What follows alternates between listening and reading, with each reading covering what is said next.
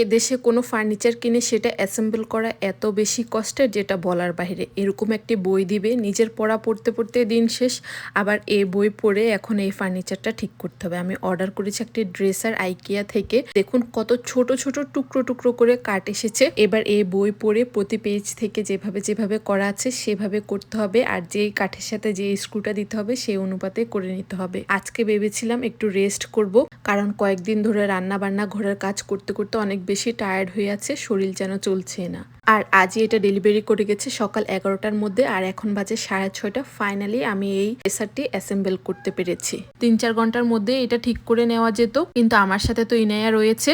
যখনই কিছু লাগাতে যায় কোথায় যে কোন স্ক্রু রেখে দেয় ওইটা খুঁজতে খুঁজতে আমার কয়েক মিনিট পার হয়ে যায়। আর যে নাট বল্টুগুলো দেখতে পেয়েছেন, যে পরিমাণ লাগবে সেই পরিমাণ দিবে, একটাও বাড়তি দেয় না, যার কারণে একটা খুঁজে না পেলে সেটা খুঁজতে খুঁজতে আমার কয়েক মিনিট চলে যেত।